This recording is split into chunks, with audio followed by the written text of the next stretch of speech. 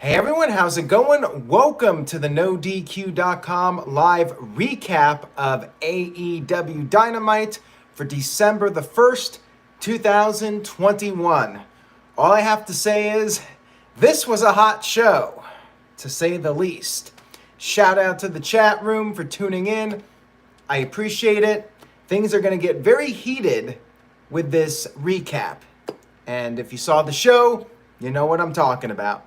But before we get to that, we started off with the world champ, Hangman Adam Page, coming out to do color commentary for the opening match. Jim Ross is having treatments for his cancer. He's going to be out for about a month or so. Best wishes to good old JR, hoping for a full recovery. Colin Andrew is here doing the moderation. He says, great shirt. I appreciate that, Colin.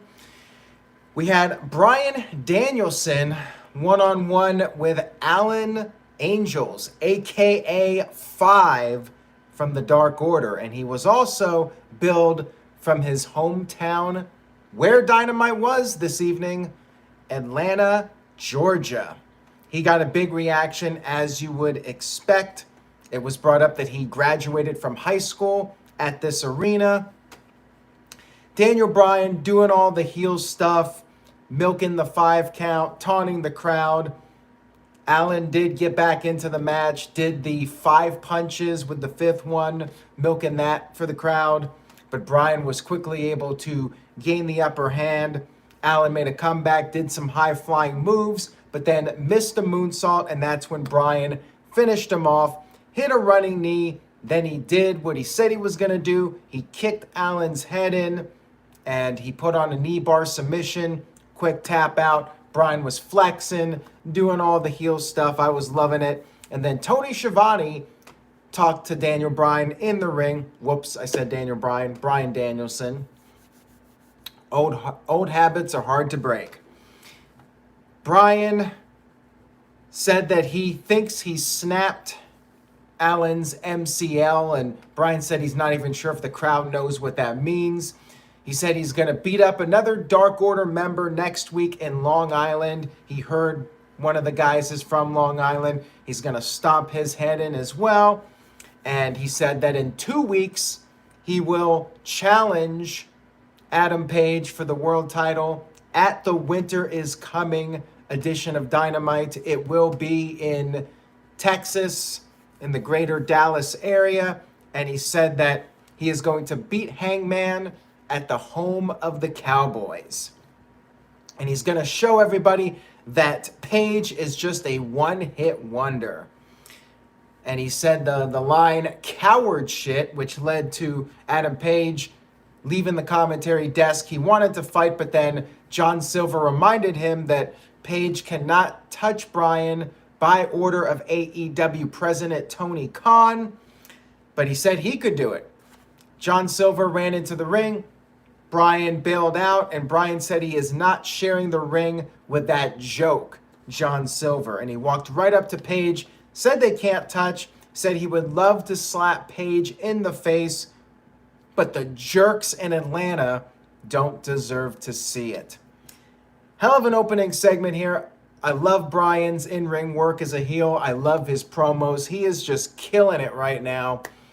He is on fire. I'm loving it. Looking forward to this match in 2 weeks at the Winter is Coming event.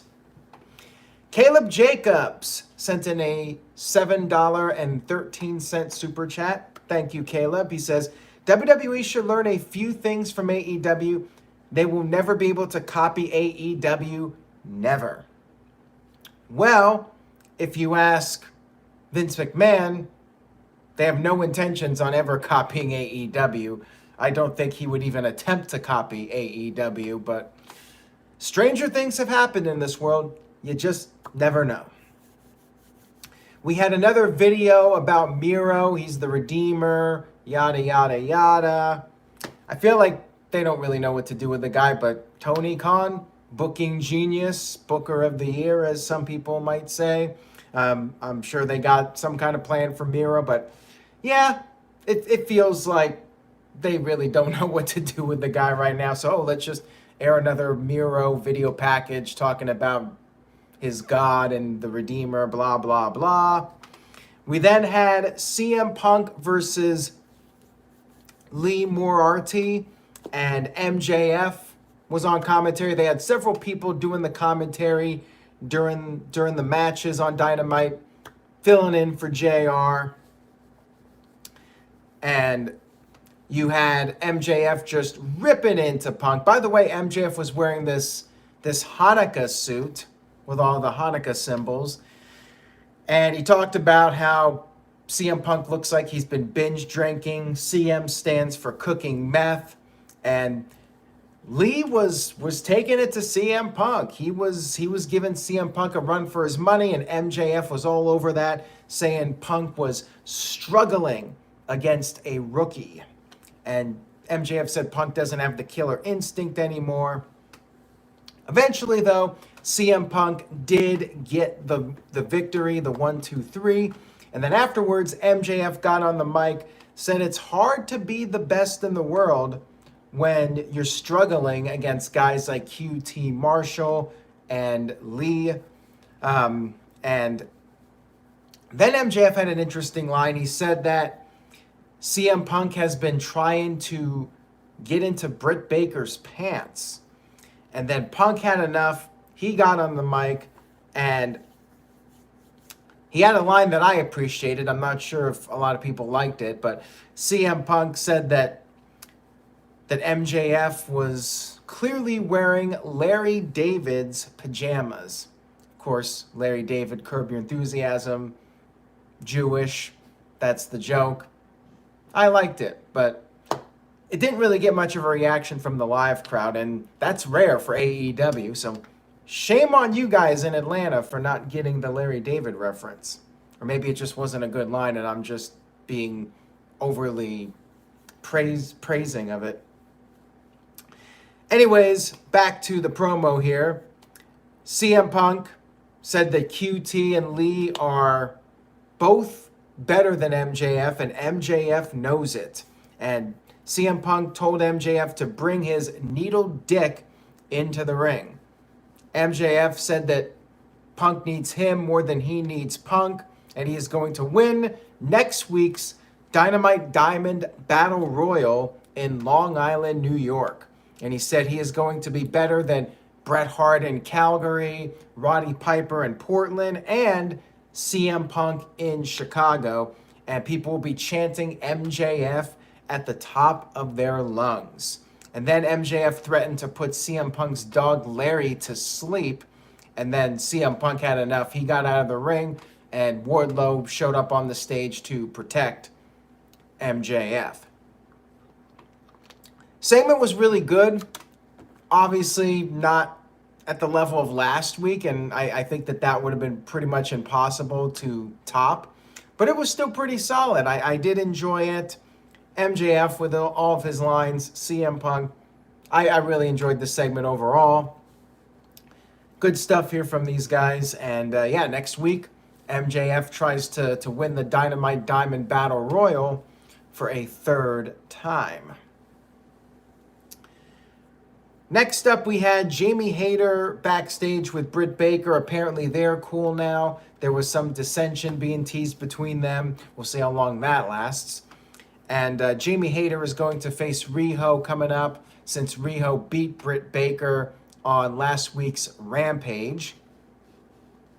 We then had Adam Cole making his entrance, and crowd went crazy for him, of course, and he was going to do commentary. Apparently, Orange Cassidy had a match, but then instead of going to the ring, Orange Cassidy had a stare down with Adam Cole, and that's when the Young Bucks snuck up on Orange Cassidy, but he saw them, he went over to them, he started doing his kicks, and then Adam Cole came in with a low blow.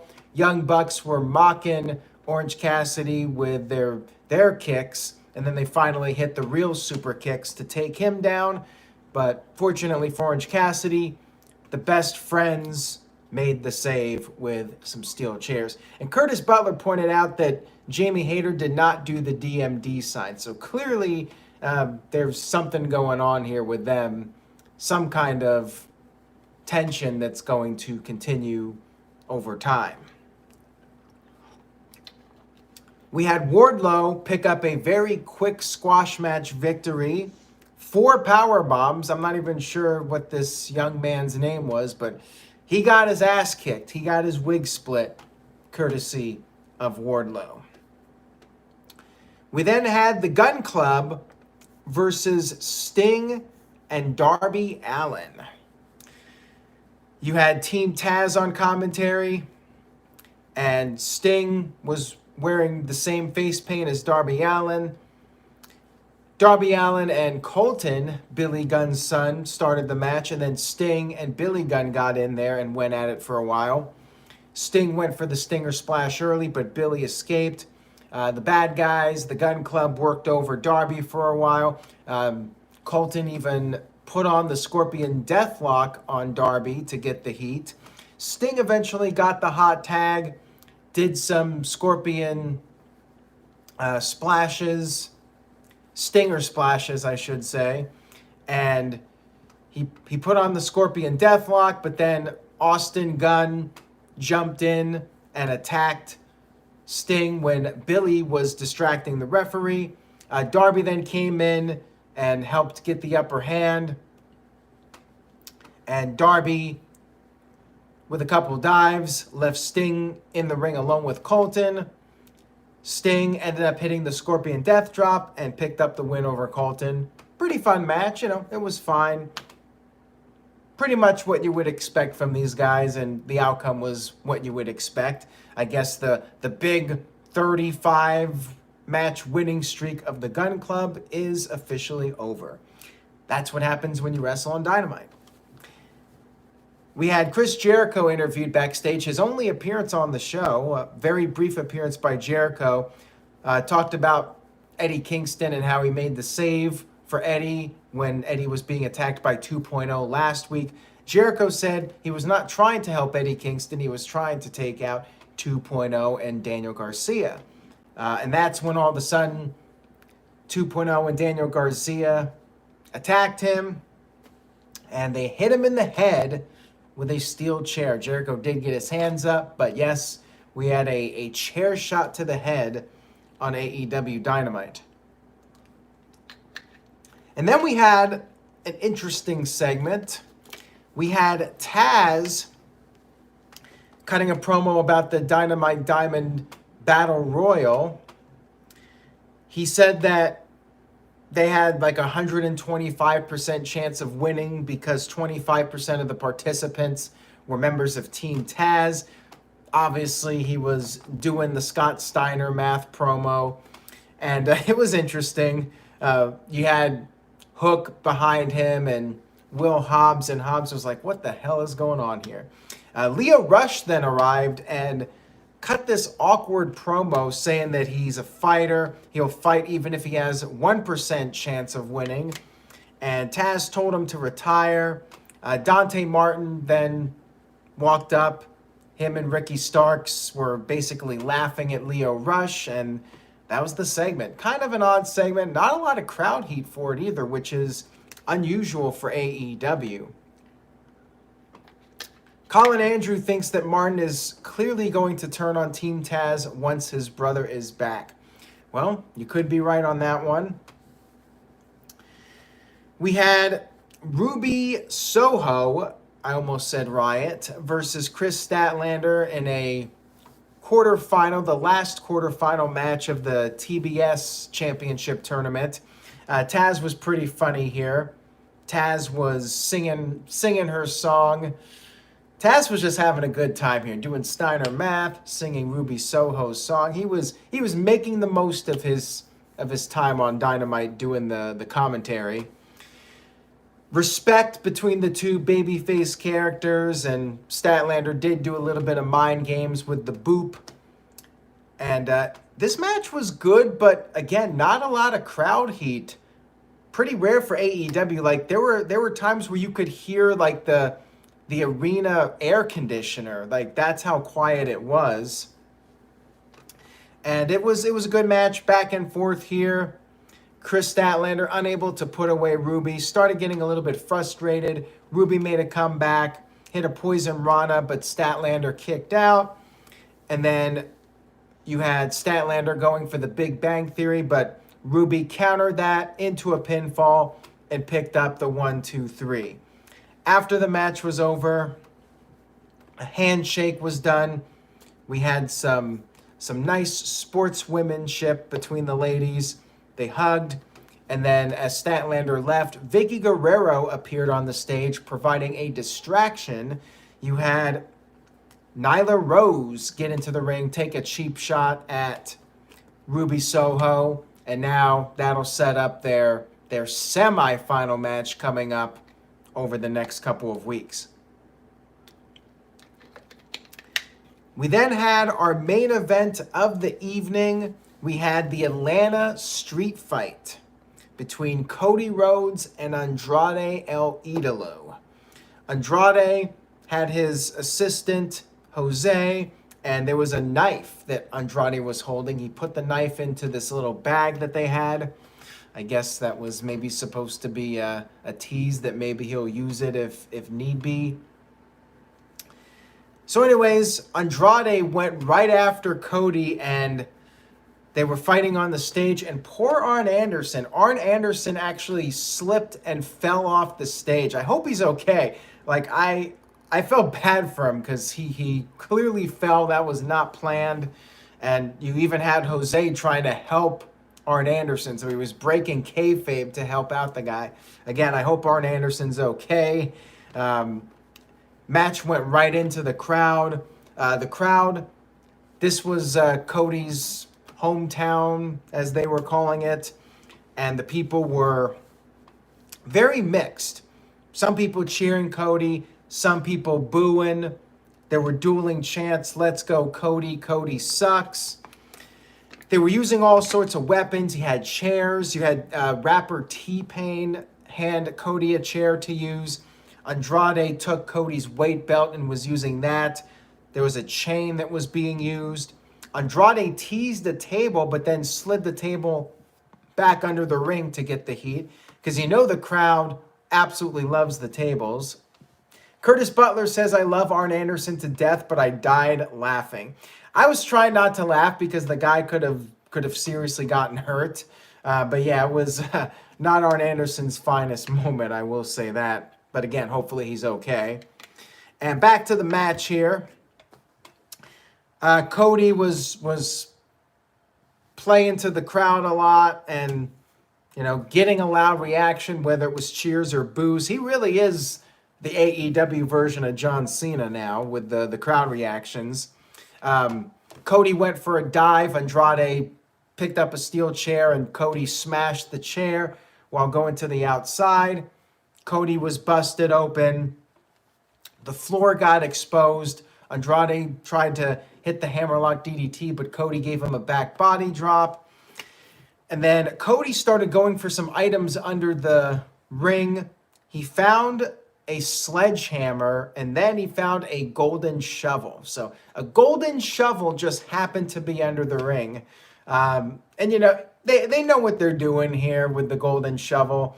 They know that's gonna get some fans upset and drive a further divide. People booing Cody, cheering him. The people that love the shots in WWE will pop. The people that hate it will boo even more. They know what they're doing here with that. So yeah, there was a golden shower, or golden shovel, not a shower. That would have been really extreme if there was a golden shower in this match.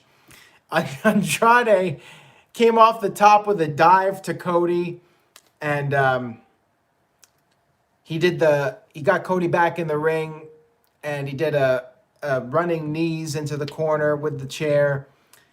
Andrade then grabbed the table, put the table in the ring, and actually it was Cody that went through the table, even though Andrade brought it in.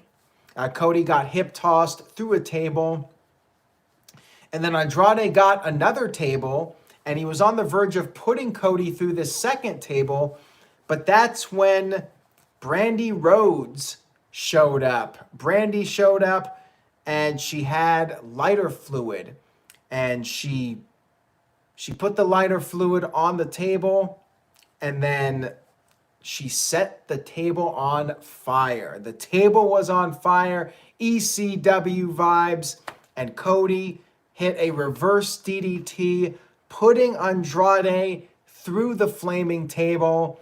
And Cody had something on him to protect himself, but it looked like he was getting burned. You could see the flames on his skin and on his tights. So this was crazy. This was a crazy ending to the match. Cody Rhodes did pick up the 1-2-3 victory with the reverse DDT through the table, the flaming table. And Joey Perez says that's what I would call a sick burn. Absolutely. Main event was great. And I figured when they announced this match, I was like, what are they going to try to do here to be a noteworthy follow-up to the last time AEW was in front of fans in Georgia. That was back in February of 2020 when Cody did that moonsault off the top of the cage onto Wardlow. So a year and a half later, almost 2 years later, they're back in Atlanta, and they did this match. And yeah, they did a very memorable moment here, a flaming table spot, which you don't see too often. Marcus thinks Andrade got burned on his chest. I mean, it's quite possible, even with the protective covering, it still could have been bad for these guys. You know, it's definitely a risky spot anytime you're using fire on live television. So yeah, Cody Rhodes, dude is crazy. Moonsaults off tops of cages, flaming table spots. Cody is really trying to win over the fans, even though a lot of them boo him. But yeah, this was quite the main event. And overall, another great Dynamite. I mean, not perfect in the middle. Some segments were kind of weird, like that Leo Rush segment was odd.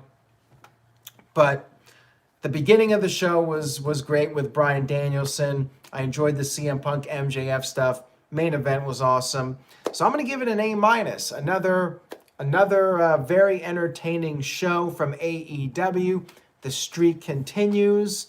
They're on a roll now, heading into the Winter is Coming event, a special edition of Dynamite. Looking at the poll that I posted, 84% of you gave it an A. 0% thumbs down. And 14% thumbs middle, and 2% did not watch. That's pretty impressive. That's one of the best polls I've seen on here since I've started doing them for the live chat. Seeing a lot of A-minuses, Caleb Jacobs, Israel Diaz, or actually Israel gave it an A. MVP Kevin Joey gave it an A-. Mohammed with a B-. Cleaver Colin Andrew with a B, and Darren G with an A-. Calvin Bowman gives it an A+. That was Dynamite, everybody. Definitely worth checking out. And if you're short on time, again, check out Brian's stuff, CM Punk MJF, and the main event for sure. Take it easy, everybody. Thank you for tuning in. Marcus the Entertainer sent in a $2 super chat, says, what's a good comparison for Wardlow? That's a good question. Wardlow, big guy. Hard to say who I would compare him to. I really cannot think of a guy off the top of my head. Does anybody in the chat room have a suggestion? Like who would you compare Wardlow to? I'm trying to think of somebody, and there is somebody that I can kind of think of, but I'm losing it a little bit. You know what? Kind of reminded me of a young Sid, maybe. Like Sid Vicious, when Sid Vicious was destroying people like with the power bomb. Like it's probably the power bomb. And, just beating people very quickly. Seeing Rob Terry from TNA. Joey said maybe Batista. Ronnie Ron said Luther Reigns. Curtis Butler said Adam Bomb. Adam Bomb's a good one. I can definitely see that comparison. Mohammed says Matt Morgan. So, those are some good comparisons. Like, I'm thinking early Sid, when Sid had the singlet, like, back in, like, 1990 in WCW. Like, that early version of Sid. Anyways, guys, thank you again for tuning in. I appreciate your viewership and support. Stay tuned to NoDQ.com for the very latest wrestling news and rumors, and I will see you all next time.